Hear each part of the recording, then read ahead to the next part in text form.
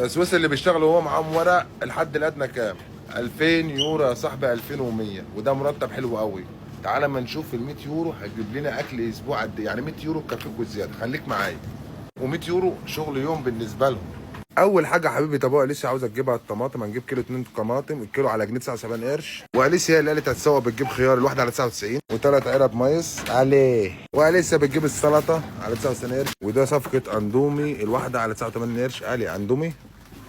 وطبعا مش هننسى المكرونه عشان بقى ما تخيطناش، على 59 قرش الكيس. واهم شيء ورث التراب هنجيب ال10 على جنيه 49 قرش، صح يا لسه؟ ادوا له يدي.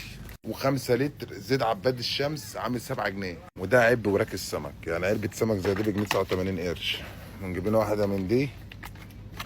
ده الشغل يا جدعان. وده الثلاث علب ب 2 جنيه و19 قرش. نجيب باكو ايه؟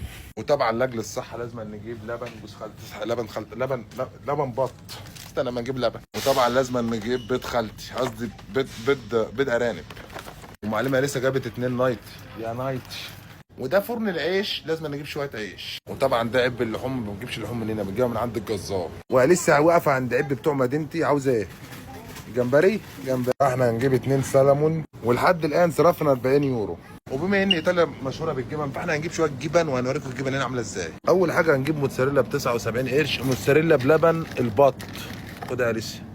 تاني حاجه هنجيب وحده فورماجو، ونجيب لنا ربع رومه على 2 جنيه 99 قرش. ودلوقتي لسه متبقى معانا يا لسه 40 يورو. وبما ان اليسا حابه طبعا عاوزه جمبري، فاحنا هنجيب كيلو جمبري على 11 يورو يا جدعان. وانا هجيب له وحده جمبري ميست بحاجات عامله 3 يورو. وده اسماك فيليتي على الاسعار بتاعتها اهي. عملنا السبيزه بتاعتنا وبقى معانا 15 يورو. يا والسلام.